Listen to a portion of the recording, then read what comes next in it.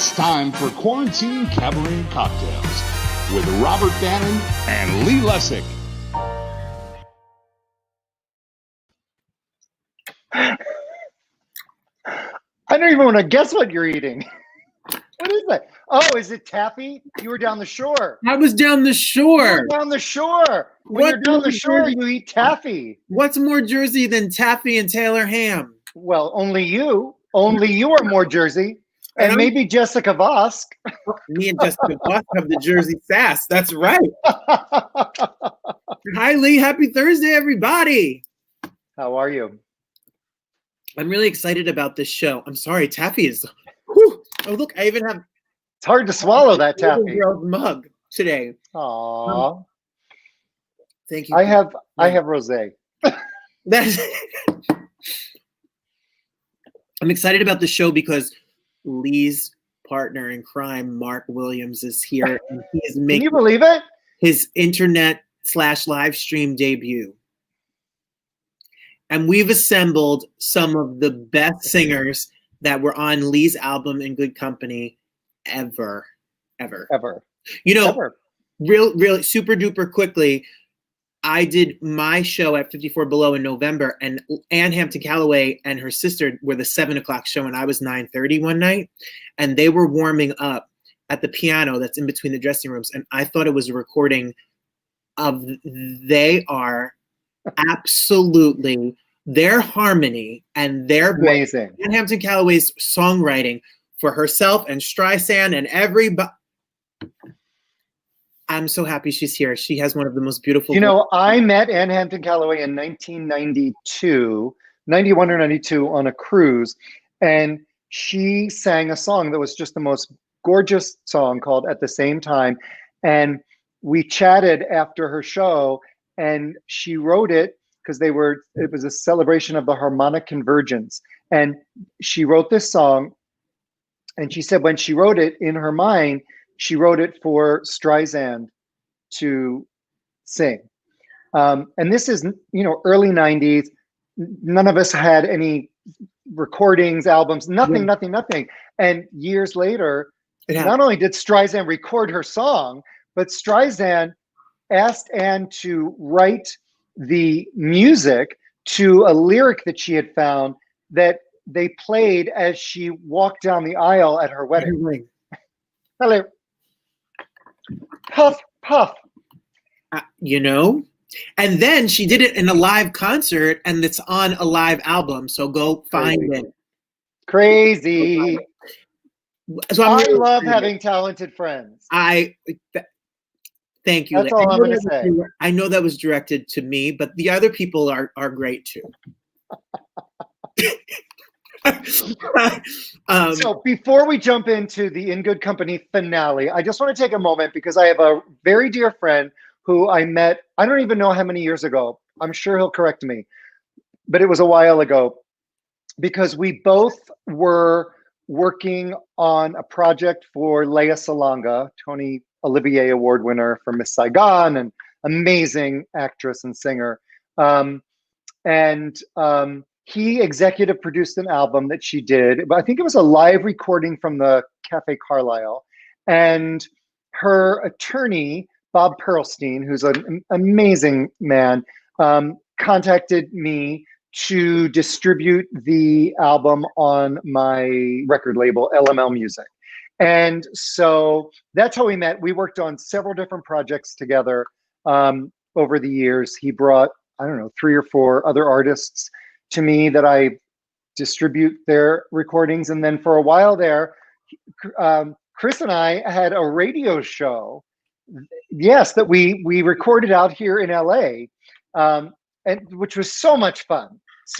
And he wrote a book, and it's being released tomorrow or Saturday. And I just wanted to have him on so that we could, talk about it. So, here's Chris Keaton. Look, I'm just going to tell you what. It's like I did every day. I mean, look. Oh, sorry. I got to go. Look, tell Kanye just to fucking wait, okay? Please, I am so sorry. Oh, Chris. I'm so sorry for throwing the F-bomb in like the third word that I said to you, but Robert. And what else is new? Chris. Well, thanks for being here, Chris. Listen, thank you both for having me on the show. I am beyond thrilled to be here. I was just talking to my photographer a little while ago about that, we were going to talk about the book.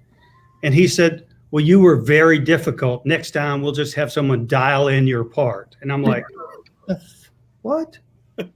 Well, I have read the book. Can I just say, yes. I have read this book. Can I just I'm going to just show everyone the book. Please do. I love that picture. That's a fantastic photo. Well, thank you so much. And the story behind the loss of the finger is that I didn't really lose my finger. It's just that I do this thing a lot of times, like doing like this and I don't know what it means. That's your signature move. Well, I guess. You don't have to explain. It's okay. It's okay. But the book, you can pre-order it on Amazon. You can go to the website, Be Dapper Like Me. But what's great is Chris is a very stylish man. You're going to have to help me out here, Chris. But you were like named, was it like Vanity Fair or something? That Vanity Fair magazine had an international best dressed challenge in 2014. And here's the backstory to it was I was reading the magazine and my dear daughter, Maddie, who's now 20 years old. Stop it. Yeah. It's crazy, right? How is that possible? That's what I'm saying. It was like 8 when we had dinner. That's exactly in Nashville. Exactly. She looked at the ad in the magazine. She said, Dad, we should do this. And I'm like, I don't know. And she said, but I'll be your photographer. And I was like, ding, ding, ding, ding, ding, daddy-daughter time. Sure enough, I ended up being a runner-up in the whole process. It was a lot of fun. Wow. Well, you're amazing. You are so you have such a history in this business, and I have always loved the collaborations we've done, and I hope there'll be many more. Well, I do, and I just want to throw out a couple of other things. First off, a big hello to Mark, your partner, who's a dear friend too. Love that guy. But it was funny when you and I started talking about doing the show, and Robert, I want to invite you into this too.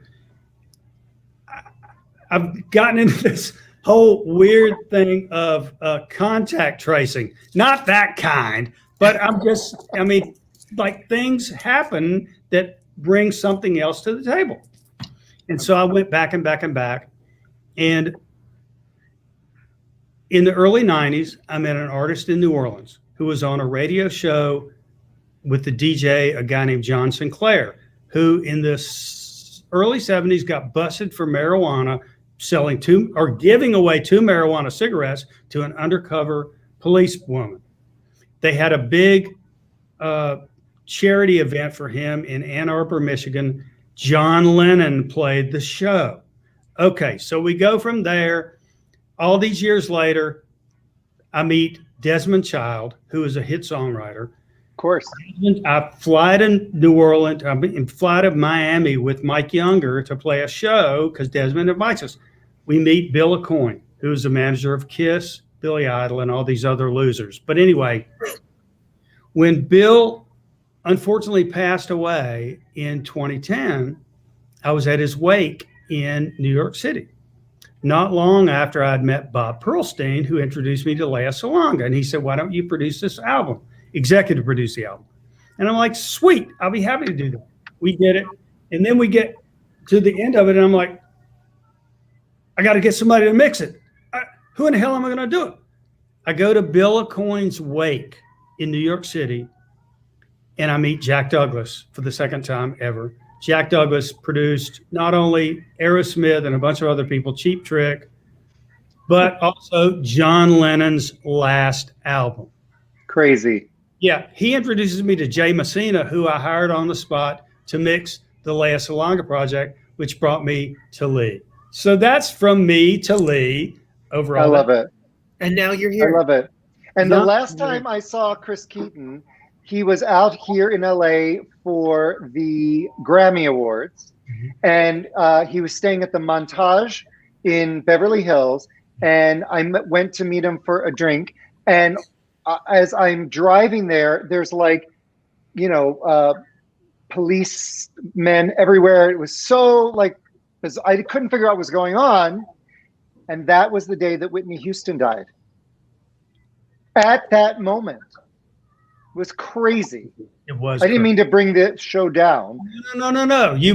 I just remembered that. No, but you brought the room down so that now the next thing you could go, there's no business like show business.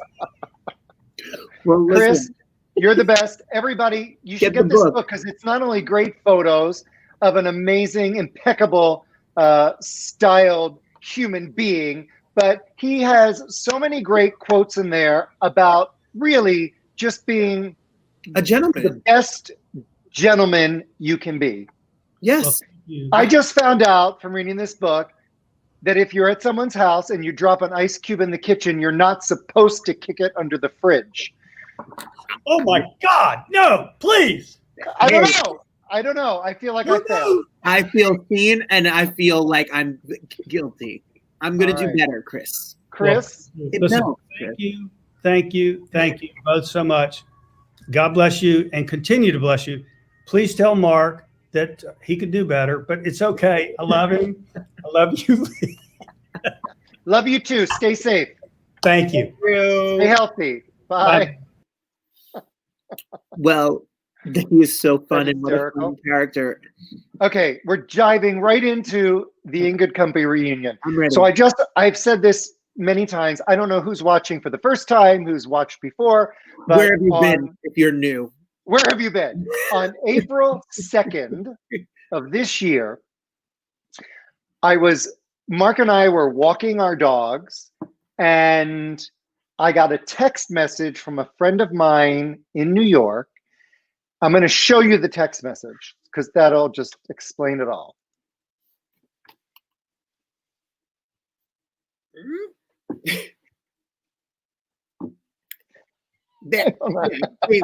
We're still figuring this 19 weeks in. Right. So I get this message and I shared it with Mark because I was really touched by that. I just thought that is so sweet that someone was warmed and moved and comforted by my music. I don't take myself all that seriously most of the time. So I just was warmed. And Mark said, it would be great. It's the 15th anniversary of the release of this album, which I had not realized. And he said it would be great if you could figure out a way to reintroduce it. Okay, so that's what started this whole reunion. So very quickly, I want to have my friend Beth Martin, who sent me that text, on because she's Beth Martin. Beth Martin. Hi, Beth. The music is gorgeous, and I think right now during pandemic and lockdown, just hearing those tunes, the open arms, the blue guitar, If You Leave Me is another. Those songs are so beautiful, and I listen to them all the time when I'm walking, and I feel connected. So, wow. It was very sweet of you. Beth and I met at this what do you call it? It's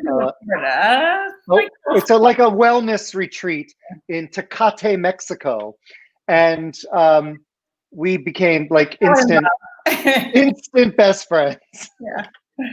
And because I think as artists, you don't always get the response and you don't know if anyone's ever listening. So the fact that you reached out and that Lee's music touched, and people are writing to us right now saying that Lee's music has touched so many people. Yeah. And I think that was beautiful.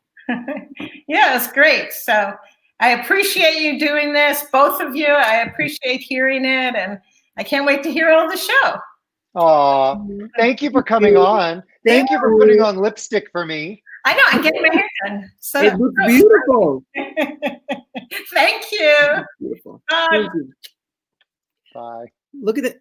We were saying new people. Lise, this show's brought new. Hi, Robin Gore. She's brand new here. Welcome to our little show. Thanks for being here. I love it. So Lee, when you came up with the idea. Well, I didn't come up with the idea. Came up with the idea. My partner Mark came up with the idea for this album. So, and I'm shocked that he is going to be on the show because he is very shy and he does not like attention. But I think, like 3 weeks ago, as we were sort of nearing the end of the so everybody that has never seen the show before, and where have you been? What I started doing was I recorded interviews on Zoom with each duet partner. And then we edited them down into like a really quick, like little sizzle reel, like a minute and a half. And each week on our show, we aired it. And then the next day, I dropped it on social media with a link to the stream so you could listen to the song that we recorded. So as we were nearing the end of this, which is a few weeks ago, Mark proclaimed that he came into my office and he was like, I think we should have an In Good Company reunion finale show, and I want to be on. And then he burst into tears. I was like, okay, dear. Hey. But that's my Mark, So let's bring him on. This is his debut of anything public. I'm so excited and honored. He has fans watching because they were on our pre-show on Instagram Live, and he's got fans. So I hope he's ready. 2 fans. Hi, Hi, Mark. Hi. Lee, Where's your camera? Oh, it's up there. Right. Mark, you're a pro. Don't even pretend. You're a pro. Thank you for being here. I'm so happy to be here. It was, as Lee said, it was an amazing project. And I promised him I wouldn't cry, but I'll get it over and then we'll move on. But I guess in 2004, I had just come back from the record store at the Grove, and I bought, I'm a big Ray Charles fan, and I bought the Ray Charles Duets album, which was his final studio album, actually. And listening to it at home, I thought, on the way home, I thought, Sinatra had just come out with a duets album in a couple of years prior to that and done really well with it. And I thought, this would be a really good project for Lee. So that's really where it started. And then, of course, we got on board, Lee got on board, and we had an amazing experience. We did. For me, it was the 10-year anniversary of my record label, which I didn't even realize, but the guy who did the graphics on my very first album called me and he said, what are you going to do for the anniversary? And I was like, what are you talking about? And he's like, it's your 10-year anniversary. Yeah. I was like, I don't know. I don't keep track of things. So I thought I should do a project, and honestly, my goal selfishly was just that I could do a project that would sell a few more copies than my last 3 projects. That would be good. I mean, really, that was all that was on my mind. And Mark came up with this idea to do a duets album. Right. And that's how it all began. That's exactly how it began. And, I thought about it, and I think within, 3 or 4 days, we had put together maybe a dozen songs that we wanted to hear on the album.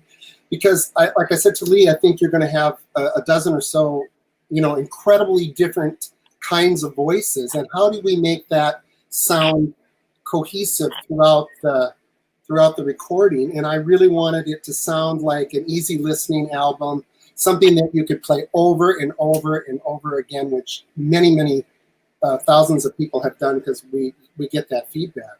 And so that's why we chose a lot of the songs that we chose. It was the first time that I had worked on a project where we were trying to create a feeling. Right. Like we looked at, this was back in the day when you had CD, are they called changers? Yeah. CD, yeah. So you could have like a dozen CDs or 20 CDs in the CD changer. And we always had like, 3/4 of that were like constant. It was Eva Cassidy, K.D. Lang, right. It was they were always in there. And then we would trade out some of the new ones. Right. But there were always the constants that were always in there. And we wanted to create an album that created that mood and that feeling, Right. and something that you could listen to, over a dinner party in the background, and it would be soothing, or you could like turn off the lights and just focus on it 100%. We Right. wanted it to serve both purposes. And I had never created an album like that. I had always created albums because there were songs that I felt I like really needed to record and express or whatever. But this, we were creating like a mood, and so much of that, I have to say, came from our incredible arranger, musical director. I was working with Johnny on a cruise, and he was playing me tracks off of his upcoming album. And I was like, oh my God, this is like, it's just perfect. This is the sound, like his band, their arrangements were the sound that would unify 17 other voices that I was recording with. Lee had worked with many, many, many brilliant accompanists throughout his career. And of course, I witnessed all of them, and or most of them for sure. And I, right away, I said, Johnny Rodgers, he's the guy for this. Because he's not only a very talented songwriter, he really enjoys this genre of music. And I knew he'd get it, and it was a brilliant choice. Why don't we bring him on? He's a brilliant. Shocking that he's here. Johnny Rodgers is here. Hi, How are you, fellas? Yeah. Johnny, welcome back to our little show. Thank you. I'm honored to be here with you. Yeah. And Mark, that was lovely of you to say. Oh. I have to say, it was a magical experience for me and the whole band. And all my brothers, Joe Ravo on the guitar, Danny Mallon on drums, Brian Glassman on the bass. They're so fun. It was just a dream. It was a dream experience for us in so many ways. And you guys, you treated us like princes, and we really appreciated it. Oh, I never knew back then that you and I would have like an entire career together beyond this album. I know, it was the beginning of the end. It was the beginning of the end. We've had a baby together. We've done so much. I think Johnny and Lee, they always do say that about a CD. It's like giving birth to something with four corners. It is. Johnny and Lee have toured. They tour together constantly. You two are now a duo. Well, actually, right now we're just sitting at home, but normally we are on tour and I practically only tour with Johnny now. But Johnny wrote a song that I had asked Johnny as we were like building this set list and guest artist list. I said, well, you and I should do something, because he's a great singer. He's a great songwriter. And he said, what do you want to do? And I said, why don't we do The Boxer, Simon and Garfunkel. Thank you. Yeah. And he said, I love that idea. Yeah. But I have another idea. He said, my friend Brian Wilson and I wrote a song, not that Brian Wilson. We wrote a song as a tribute to Simon and Garfunkel. Would you be open to hearing it? And I said, sure. Mm-hmm. And so he played me this song called Here's to You, which is a loving tribute to Simon and Garfunkel. And so we recorded it, and it was the first recording, and I'm so thrilled. I mean, honored. And I'm going to just play a little snippet because after this album was released, we recreated the album live at the John Anson Ford Amphitheater, which is in Los Angeles, across from the Hollywood Bowl. It's like the mini bowl. Yep. And it was right after the tsunami. And so we did this as a fundraiser for Operation USA. We raised a lot of money. It was amazing. It was just amazing. It was. Anyway, so this is a little snippet of our performance of your song. Silent people as they travel on, Who could know, who could feel all the helpless hearts they heal while their melodies were blending? And it didn't last for long, but the echo of their song is never ending.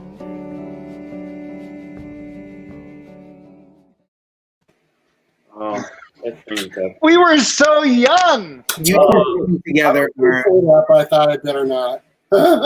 Feels like yesterday. I look the I same. know.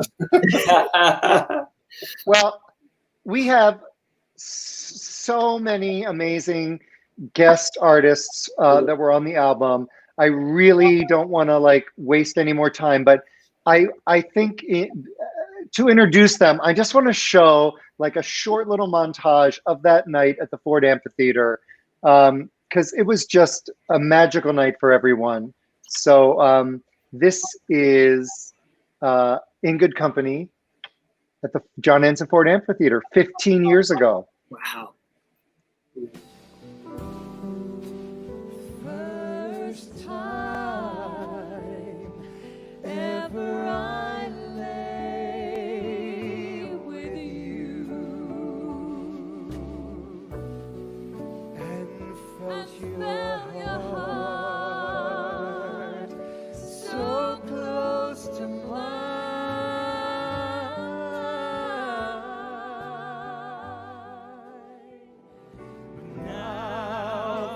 Come back, you've turned night into day. I need you to stay. So now I come to you with open arms, nothing to hide. Believe what I say. So here I am with open arms, hoping you'll see what your love means to me. I dreamed of music that I've never heard. Someone who's singing, who means every word. I am a man who longs to be stirred by someone with real soul. I'm looking for someone to meet me halfway, someone who wants to savor every day, and we'll discover all the ways to say I love you without speaking. Each time we meet, love, I find complete love. Without your sweet love, what would life be? Maybe we're still feeling lonely. Maybe we're still feeling sad. But we gave each other everything that we had, and it may well have been the best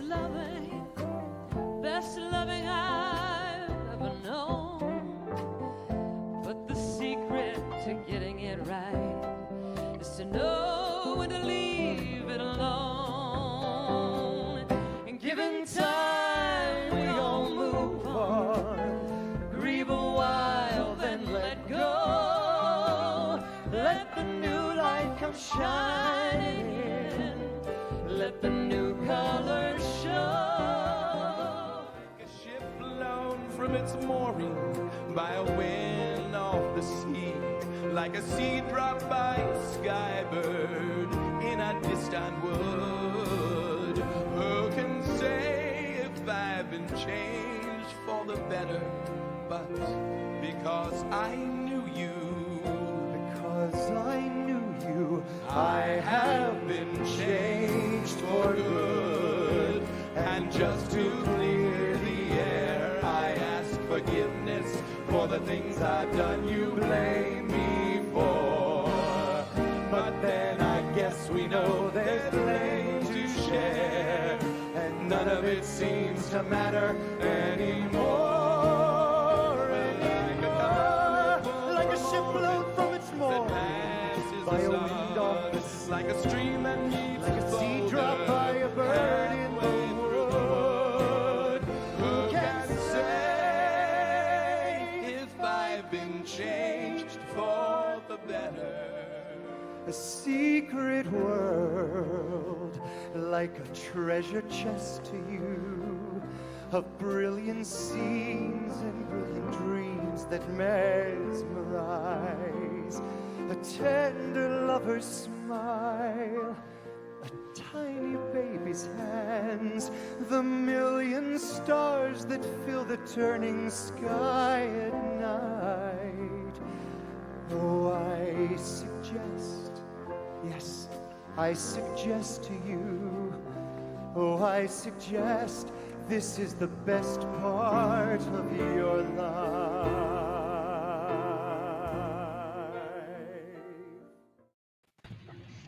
Hey! Whoa!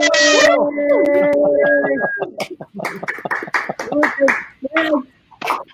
my David Burnham, Amanda McBroom, Susan Werner, and Hampton, Callaway are here. How nice of you guys to show up. Crazy. Yeah, that was quite a night. Yeah, it really was. You know, I want to say a little bit about everyone because I'm here. I had a lot of love for 60s music on this album, and we did like songs like Look of Love and Let It Be Me and Summer Wine and If You Go Away, which is probably one of the more brilliant recordings ever that Lee did with Maureen McGovern. But I remember when when we discussed doing the Let It Be Me, Lee, I was concerned because the Everly Brothers had made it famous. They closed all their shows with it. It was kind of an iconic harmony duo of their era. And Lee said, you know, I'm going to ask David Burnham. He's got the voice of an angel, and it'll be perfect. And it was. Oh, gosh, it was really my honor to record that song. I didn't know that You song. didn't even know the song. You guys never heard of this song. A lot of the artists, you know, they're too young. They did not know these songs. I remember Too young. Susan Egan didn't know The Look of Love, and I was like, oh my God, it's like, really? Come on, you know. But it came off really, really, really brilliant. And Lee, when I started this project, Lee said, I'm gonna start calling people to be on the project. And I know the first call he was to Stephen Schwartz, and Stephen had said yes, he would love to sing, and they're going to do this newly recorded male duet of For Good, from his mega hit was Wicked, I believe. David, you know that. Yes. And then the next call was to Hampton, Callaway, and she said yes. And Lee, of course, I met Ann like 30 years ago, 29 years ago, or when I met Lee, and all he talked about was Hampton, Callaway, Hampton, Callaway. And who is this woman, Hampton, Callaway? I'm a fan. So when she said yes, I swear to God, Ann, he really had to go to the bathroom. I'm serious. He was so excited. He couldn't believe it. And then you suggested, why don't you ask David or Michael Feinstein. And we didn't know Michael at the time, and you hooked us up with Michael, and he said yes. Then I thought, oh my God, this is kind of taken off. So your Bring Back Romance should be on some soundtrack of some major motion picture romantic movie. It's brilliant writing. Absolutely. And it's so sexy. I mean, I wish I was a music director, because it would be in some famous movie with, Julia Roberts or something. But anyway, thank you, Ann, for keep those ideas coming. I like the way you're thinking about that. And then Susan Werner. We met Susan Werner we saw her perform at the Virgin record store back in the, what year was that, Susan? Well, back when I was a virgin. Yeah. So, I just want to say that it was the Susan Werner's like technical director who like runs her tours is Jane Paul. Yeah. And I personally love Jane Paul because she makes comments like this. Well, anyway, we'd heard her. That's all. See you later. And you were live with your guitar, and it was brilliant. We bought your album that day. We were waiting to go see a movie, and fell in love with your music, and really had loved your music for many, many years. I'd never met you, and then Lee had recorded one of your songs. Which one did you record, honey? Much at All. Much at All, which also he did a brilliant job with. And someone had given it to you, and you emailed Lee in the middle of, we were doing already in production with In Good Company. And you emailed in the middle and said, "Oh, thank you, Lee. You did a beautiful job with that song." And Lee goes, "Do you think she would, come on?" And I said, "Well, ask her. You got about 8 or maybe 7 minutes left on this CD, so you can ask her." And I think he asked you and you accepted. And we first met you actually then in the studio in New York, which was an amazing experience as well. Well, actually, it was a mutual friend of ours, Dan Stetzel. Oh, was it? A wonderful musical director in Chicago, who Susan had moved from Philadelphia to Chicago. Yeah. And so Dan gave her a copy of my album, I Know You by Heart, and I had recorded Much at All on that album. And she was lovely enough to email me to thank me for recording it. And I was just like, you would have thought that Oprah was at my door. Because I will say, Susan, that your CDs were like one of the constant CDs in our CD changer. It was just a mood that warmed us. Yeah. Well, I have to thank a lot of. Well, I have to thank you both for inviting me into the cabaret world. I didn't know anything at all about cabaret. I didn't. And what you did was you interpreted my song and you paid such attention to the lyrics that it knocked me out. And I just want to thank you for bringing me into this whole community. It's been a delight. And hi to everybody, all my friends. And Amanda, least but not least, anyone who asks me to this day, and this is the truth, they say, "What is your favorite song?" What do I say, Lee? The Rose. The Rose. I love that.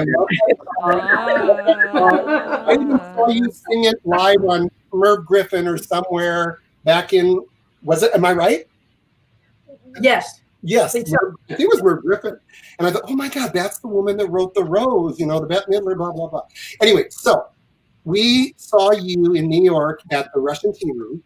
We did. Yep. Your live show, first time we ever had met you, either one of us, and you had this white pants.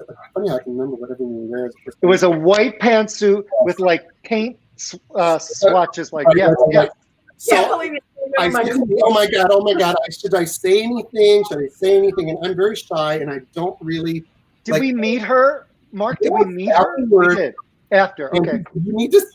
He kept pushing me, go talk to her and say you like The Rose. And so I did, at all the courage I could get.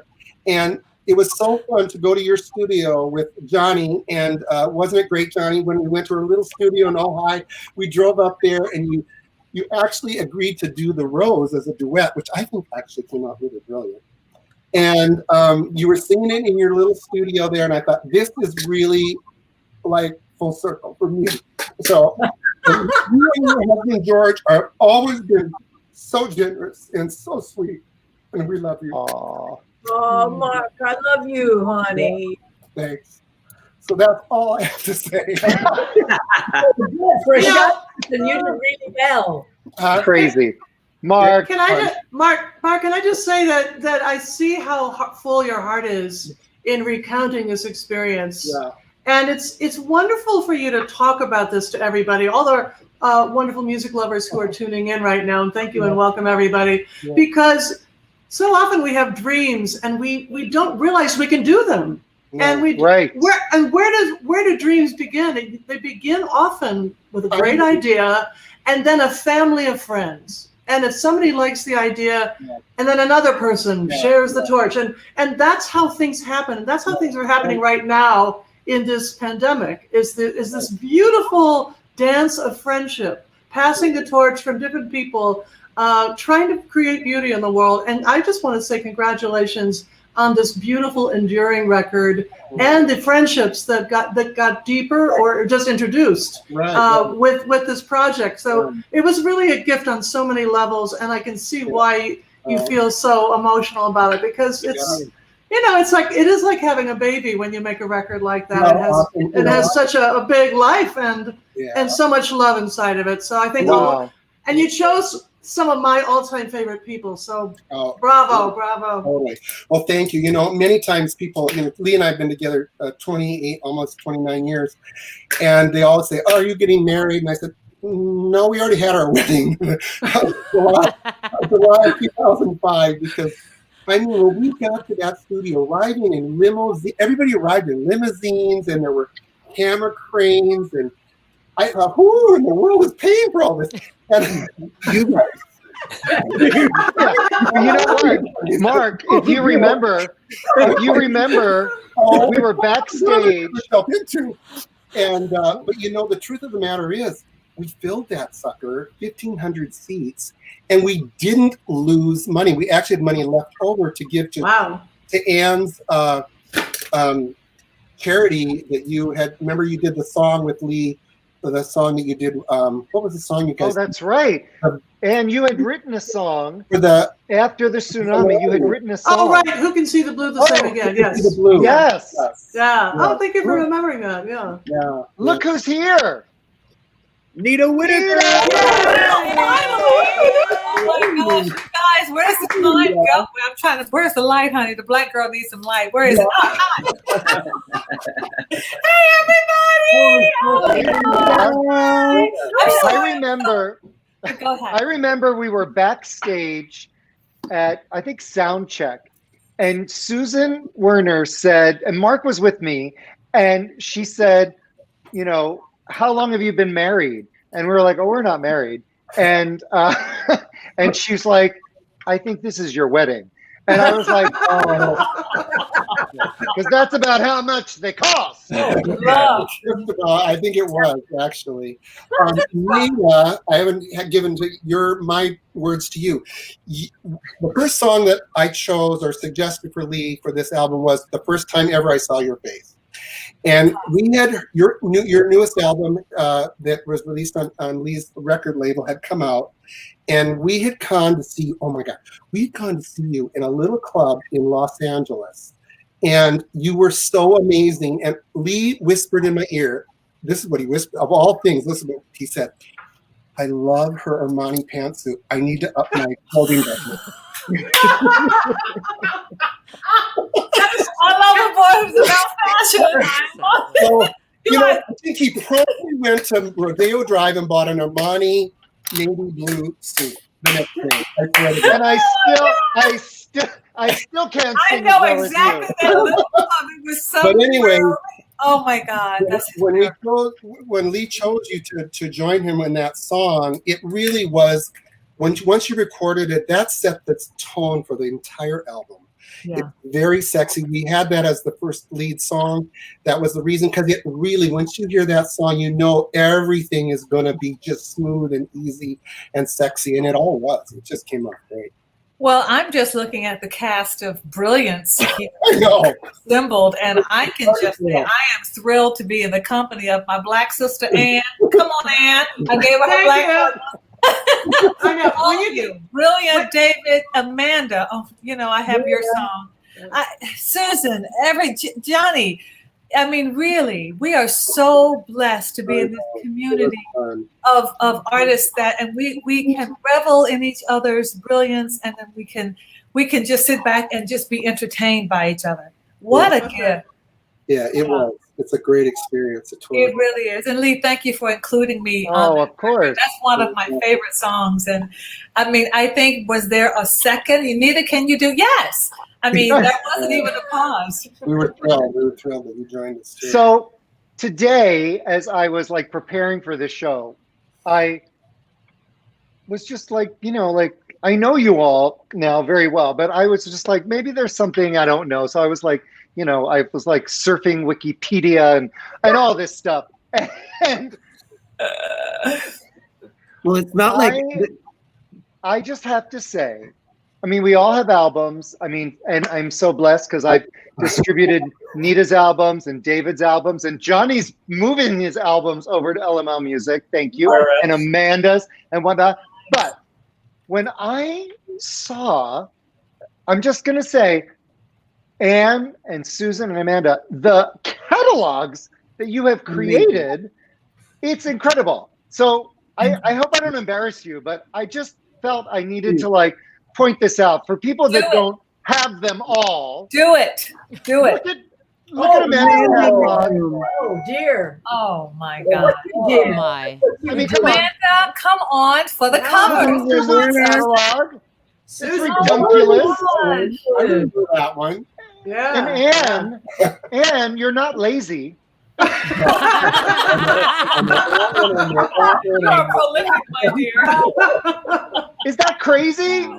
That is crazy. It is the work. We do the work because we love the work. Everybody. And we keep creating no matter if it sells 1 million copy or 10. We keep creating. Well, Absolutely. you know what, Nita? That's our legacy. Our In Good Company album, I am so excited to tell you all, has just gone tin. Yeah. Well, I'm right there with you, buddy. I totally stole that from Johnny, by the way. I love He says that when we're on tour. He No always says copyright that, infringement here. Hey, can I say something, honey bunny? For all of these amazing people that you've gathered here, for the beautiful work that you and Johnny and Mark created on that CD, one of the things that I treasure the most about our friendship is the fact that your taste and your arms are open to so many people. You say, yes, give me your music, I will bring it into the world. Where a lot of people say, oh no, you're not Whitney Houston, we can't handle you.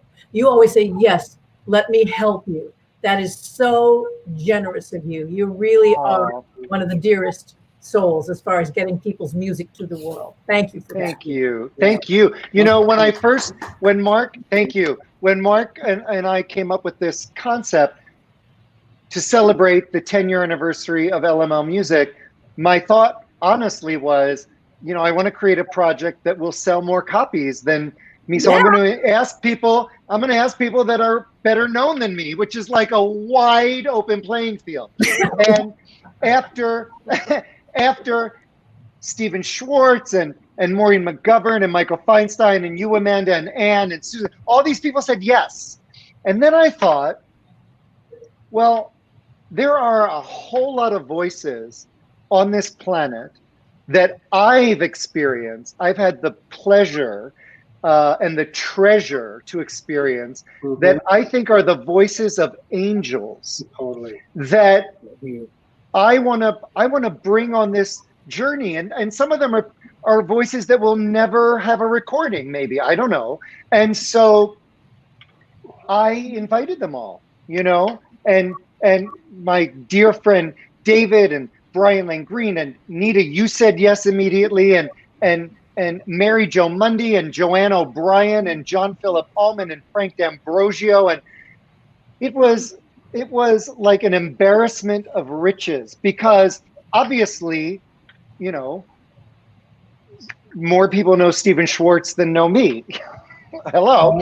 And more people know Michael Feinstein than know Mary Jo Mundy. But I just felt like that brought this completely full circle, because I thought if I'm going to lean on the shoulders of these people that will hopefully lift this into giving it a bit more attention, I want to bring these treasures, these gifts that are voices that I think are just the most heaven-sent voices along. And that made this the most special project for me. Also, another thing, we did run out of space because there's only 80 minutes on a CD.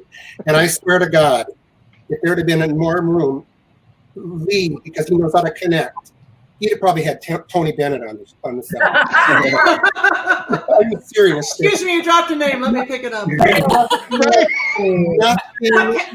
Guys, can I just say, Lee, you were mentioning the tsunami. When this kind of assemblage of brilliance is together, which you so beautifully put together, I call it a talent tsunami. So I think we have a theme going on here. Thank you so much. And I love the fact that you were holding the torch for people who are known and for people who deserve to be known.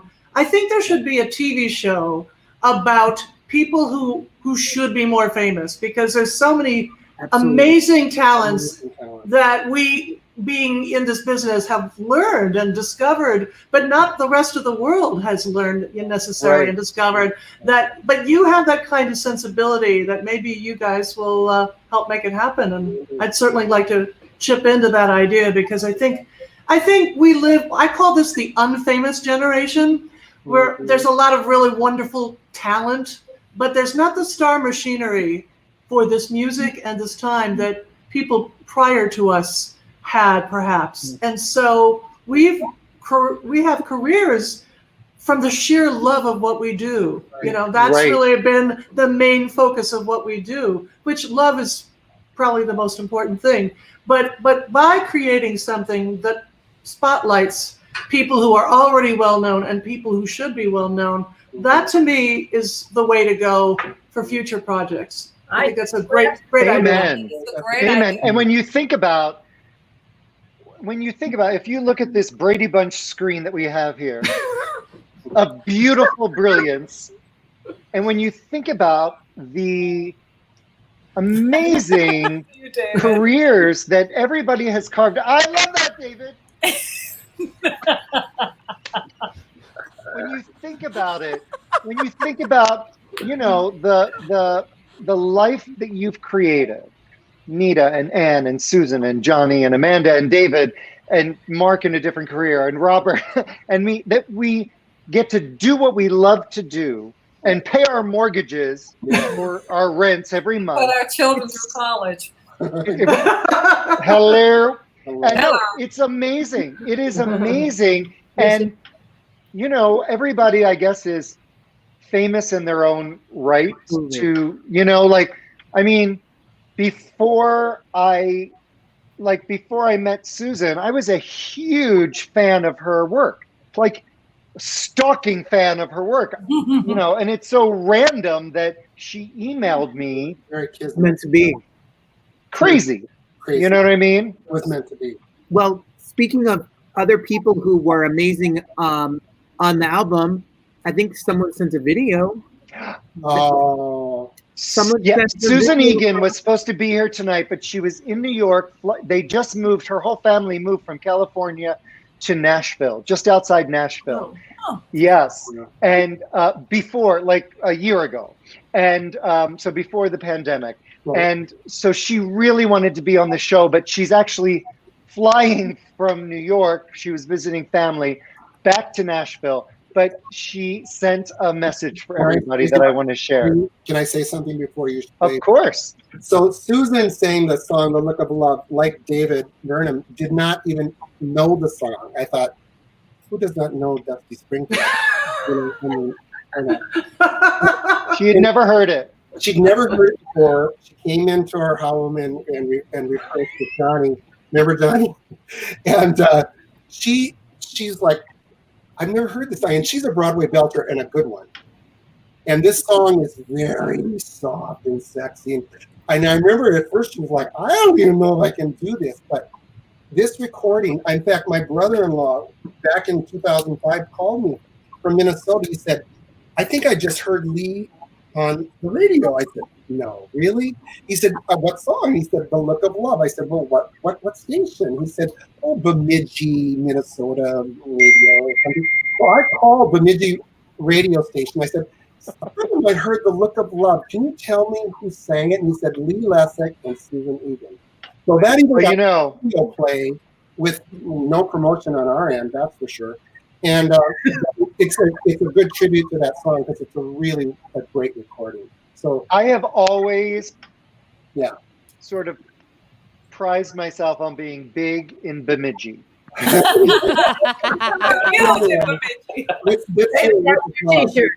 When we did the concert at the Ford Amphitheater, Susan was not able to be there because she was, I think, on Broadway at the time. And so we had, they choreographed a dance over our track. Anyway, I'm going to show you a little bit of that, and then Susan sent us a message. I can hardly wait to hold you, feel my arms around you. How long I have waited just to love you now that I have found you. Don't ever go. Hi everybody, Susan Egan here. I so wish that I could join you tonight, but I am somewhere in the air mid-travel. But I'm hoping that everybody's enjoying the evening. I just wanted to reach out and say how much I love being a part of anything that Lee Lessack is doing, but I have to say, In Good Company is truly one of the highlights. To be able to sing with him those soothing sounds that he makes with such a beautiful song, The Look of Love. Oh, to die for. I was so excited when he asked me to be a part of it. And then to be a part of this incredible ensemble of singers throughout the album is truly, truly an honor. I hope you guys are having fun tonight, celebrating this momentous work. And I hope to see you all soon. I hope everybody's staying safe and healthy. And together we will get through all of this. And especially with evenings like tonight, which lift our hearts so much using music and art. Sending love. Bye. Sweet. Sweet. Sweet. Yeah. So sweet. Sweet as she. She's lovely. The best. Lovely, lovely. Lovely. Yeah. It was. That was sweet of her. Well, you know, the thing is, I think all you artists probably realize it's fun when you can communicate. When you're doing what you love, when you communicate your lyrics, you're all lyric driven, every one of you. Absolutely. You know, and I think that's why the artists that Lee chose know how to sing a lyric and deliver a lyric, or he wouldn't even have thought of having you communicate with him. So it's a tribute to all of your work, that you really know how to send a message off and people listen. And that's a gift. I learned that I've always wanted to be a singer. I cannot sing a note, as Lee will tell you. But I love singers that can actually say something, can give me a feeling and talk back to me and tell me what's going on. And that's why, and I learned that even more after meeting Lee, because he introduced me to each and one of you in many different parts of my life. Anyway, so bravos to all of you. Well, I have to say, I think like right here on the screen, you know, is a collection of probably the finest lyric interpreters of music that I know, personally that I know. And so, you know. Thank you. Yourself included, Mr. Lee. Absolutely. Yes. We're pretty good. So, and I think, can we also say that we could not be appreciated without amazing music lovers who are tuning in today? Because absolutely. There are so many people in this world making millions of dollars not telling stories. They're shaking their hips. They're making wild sounds, but they're not telling the stories. It's nice to know that there are intelligent people who care about the stories and care about us putting the work that we put into them, so that we can elevate the human experience by telling the truth of what it's like to be alive at all these different moments of our lives, and to do it together. So to our beautiful audience, I just want to reel you guys in, because you're so important to what we do, and you inspire us to want to go deeper into the stories, whether we're singers or songwriters or both. It makes such a huge difference to have you to inspire us. Yeah, and I think we should all just stop for a minute and just really, give Lee a hand. Yes. Lee and Mark both a hand for their excellent work. Just... I know Johnny was, the best. The best. Johnny, I have a pair of those. Yeah. I was in the recording studio with every one of you, and the only one I think I missed was Maureen McGovern, because she was done in remotely in New York. But, Sorry, you dropped another name. Let me pick it up. Get the broom out. I love it. Hurry and go away. It's like one of my favorites. But anyway, that's hysterical. And Johnny will verify, in the studio, everybody was so gracious, and I know everything went so smooth, and there was no drama. Not with one. There were 17 artists. There was not one bit of drama. Am I right, Johnny? That was what was so beautiful, because it was a labor of love. Everybody gave to Lee everything that he wanted, and it really showed. Well, when you're to watch Lee and each individual. Wait, Oh, sorry. 1 second. Wait, Amanda, you got cut off. Oh, what I wanted to say was, when you come and everybody's prepared, everybody is a pro, the charts are beautiful, you're treated with respect, how can you not have a good time? I know. It was great. Sorry, I didn't mean to interrupt you, Johnny. I'm so sorry. No. Likewise. Johnny, take it away.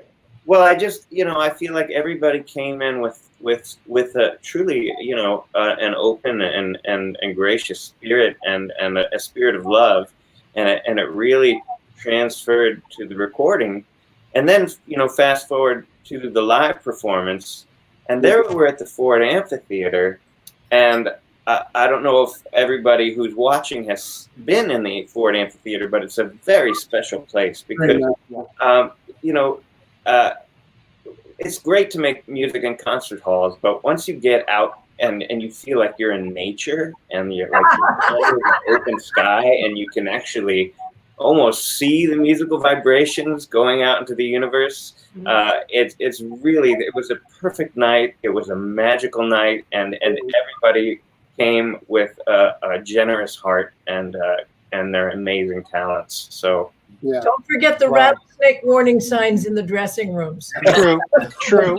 And True. Right. True. And Amanda, you and I performed another time at the Ford Amphitheater, and we had a deer on the stage, if you remember. Oh my God. Oh dear.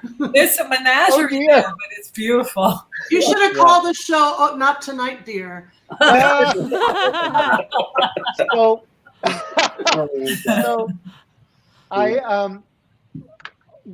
one of our other artists who was with us that night was supposed to be here tonight, Brian Lane Green, but he's not feeling well and he wasn't able to join us. But one of the things that made the concert at the Ford just sort of so special and sort of put an amazing sort of button on it is Brian said to me about a month before, he said, "Could I write a finale for you?"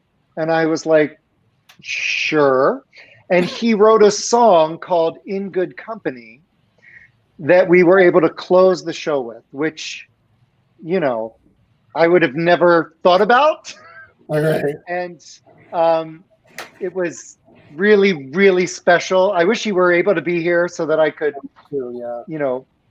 applaud him. But I just want to play that, and then we'll be right back. Great. But when I'm with you, I'm in good company. No one can undo what you have done for me. Through and through, you've made me better than I could be. Having you here with me, I'm in good company. Oh, life is good, just like it should be when I'm here with you.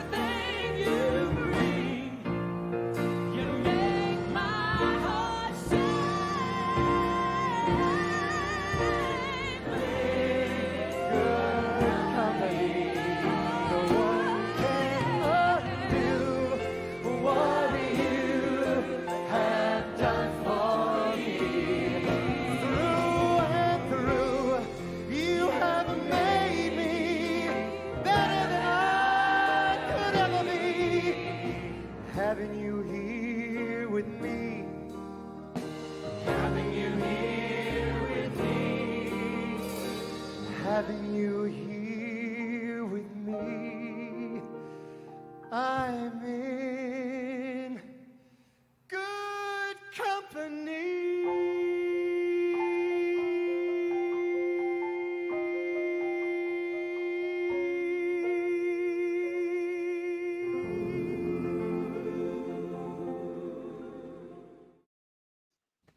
Oh, yay!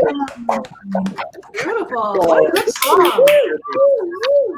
I remember Ann backstage or at the dinner party afterward, and she said, "I didn't really think that was going to come off very well." And I was wrong. Well, Nita, you were really holding back, Nita. I got it. Yes, you want me to riff in here? Okay, let's see. I know, Brian. I was so over singing, but anyway. I have to give a special shout out though, Nita, to you, because at our sound check, we threw this chart in front of everybody, and you brilliantly sang the shit out of that song. Thank you very much. Trying to do my part, and thank you. And you did it. And you did it. You always deliver 150%, Nita. Always. Well, guys, I am so sorry. I have to leave. I've got. Can we take one? Can we take one? I'm so glad we had this time together. This is like Lee and Mark's renewal of their vow ceremony here. Can we take one quick picture? One quick picture. Yes, let's do it. 1, 2, Smile. 3, smile. Okay. Okay. All right. I am honored to be Have a great show, Amanda. Break a leg. Yeah. Break a leg. Bye, Amanda. Bye, guys. Bye. Wow. Well, listen, I adore you all. I know when we did this recording, well, I didn't know, I knew most of you very well. Susan, you were a brand new friend. Robert, you didn't exist. Robert was stuck in your head somewhere.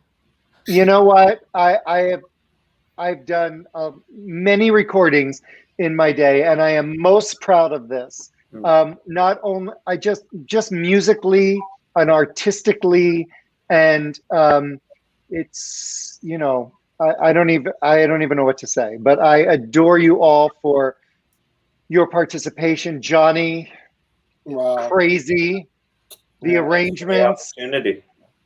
just crazy. Like it's interesting reminiscing about doing all this during this pandemic time. We talk a lot about how, as artists, this is what we do, being able to do what we do. And right now we're not able to do what we do. So it makes me appreciate those moments even more, looking back and reliving the In Good Company it's just been like a tonic for this poor artist's soul. You know what I mean? Because it is so nice to revisit and to relive those moments, because right now it's tricky for all of us, especially as artists. You have to find those moments where you can create and make it happen for you. So thanks for doing this. I think I agree with you, David. I want to just add, what we do is a herd experience. It's a group experience. We perform live for audiences, and we all miss it so much. But having this wonderful thing called Zoom, we can get together. Yeah, right. Relive, like you said, the moments where we were all together in that beautiful setting, and know that will happen again. But it's just nice as a touchstone to remember, oh yeah, that is what we do. Yeah. Yeah. So in that spirit, if I may, it sounds like you're about to wrap it up, Lee. I just want to try something, because I've never been on screen with this many people simultaneously. And even though there's latency on the internet and we can't sing a song together, we could sing a chord together. Okay. So Lee, if you pick like a root tone, I bet the rest of us could harmonize a chord. Wow. Are you willing to try it? Yeah. You give me a root and I'll sing it. Okay.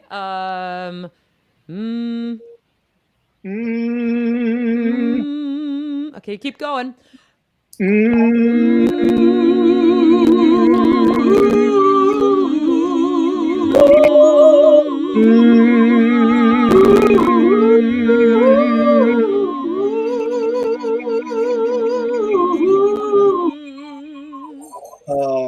May we all meet again. I can't wait for the playback. I can't wait for the playback. Listen, Good idea, Susan. That's cool. I adore you all. I adore you all. I'm so grateful and thankful to you all for sharing your amazing gifts with me. You have formed me over the years, and in so many ways that you will never even know, every single one of you. And I love you all so much. And I thank you for being a part of this evening and this project and David's dog and all of it. Is it not your dog? It's not my dog. It's Nita's dog. Oh, Nita's. Yeah, my grand dog. My dogs are medicated in the bathroom. Thank you. Can I just, as one of the members, as one of the members of the cast, I just want to congratulate you, Lee, and you, Mark, on what you created. And I hope that this moment in time that we've gathered together to celebrate will inspire your next big, fabulous, whatever it is. I don't know if I got another one in me, but maybe that's not to be big, but it can be something that if this time is teaching us anything, it is that we must do our bucket list. Because we don't know how long we get to hold on the bucket, you know. Right. Come on. Yes. Well, maybe there's an In Good Company part 2. Maybe there's a part 2. Oh my God. In Fabulous Company. I'm ready for it. Woo! Are you ready? Yes. Okay. Wow. Yeah. Well, thank you everybody so much. I adore you all. So much fun. So much fun. Robert? My idea. Yeah, Robert. Woo. Do this tonight. I'm so happy I did it. Susan, David, Johnny, and Nita, you guys are some of the most talented people on this planet. Thank you so much for spending the night with us. Thank you, Robert. Thank you. Thank you. Thank you. Bye. We love you guys. Cheers. Guys. Bye. Mwah. Wow. Wow, wow, wow. Wow. Wow, wow, wow, wow, wow. It's the last big Oh too bad. Getting your screen. Oh, we're having Chinese for dinner. Nice. Oh, I'm still. It's the last end of the In Good Company videos, Lee. Wow. I know. I know. I miss them. I'll have to stop watching, huh? Mark, it was great to see you. Mark, you're a I professional. didn't do too bad, did I? Mark, You did great. You did great. Look at the camera a bit. You did great. You did great. You looked at the camera. It was good. Wonderful. So next week, we've got Melissa Manchester and Melba Moore. Oh, wow. That's exciting. Who's up? Fan of Who are both. I'm we? excited. Who are we? Grammy winners, Tony winners, divas. The divas are here. Yeah, that sounds great. All right. All right. Good luck. Have a great week. Have the best week. Happy Thursday, everybody. Thank you, Lee and Mark, for letting me be a part of not only LML Music and your show in your life, but Yeah. the occasion always. Really, the most. Pleasure, Rob. Mwah. Thanks, Rob. Bye. You.